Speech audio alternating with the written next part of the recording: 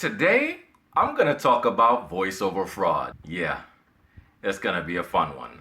I'm Dane Reid, the voiceover guy. Check me out.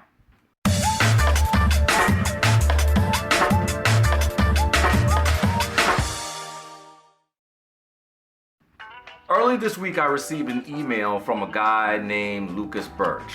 He finds me on Production Hub and he says, "Hey, I'm interested in your work." It's a very, very, very formal email. It's very well put together. It even includes parts of a sample script, one or two lines, and says, "Hey, you're gonna have to be of sound mind in order to perform this script." So I'm like, "Hey, okay, that sounds great." He says he'll organize it with a local studio, and all I need to do is pick the dates that I'm gonna go in and record, and everything will be fine. He tells me the rate, $950. I'm like, okay, that's cool.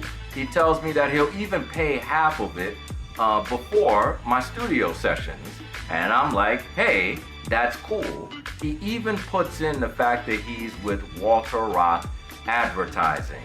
And so I'm like, hey, that's cool. But the problem is, I sent him something back saying, hey, these are the local studios in our area, and he never said anything back to me.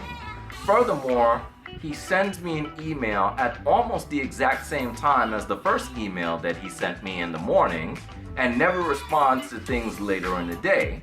He tells me you just need to be available, but doesn't address what I asked him personally.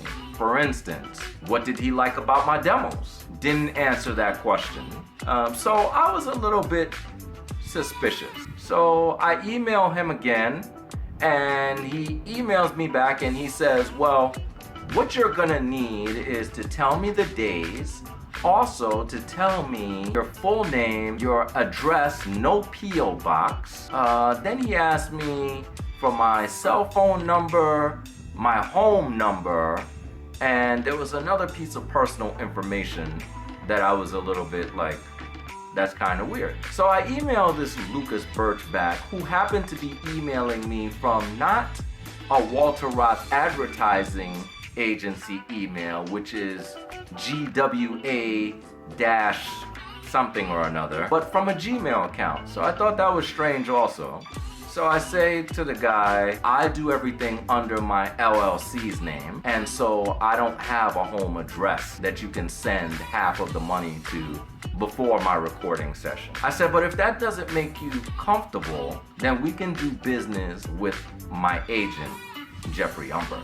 And that's when the emails to Dane Reid ended. So I thought that was kind of strange. So what I did was I went online and I looked up Walter Roth Advertising Agency. I called their Human Resources Division, and I spoke with someone after she returned my call within an hour and said, thank you for alerting us, but there's nobody by that name at this company.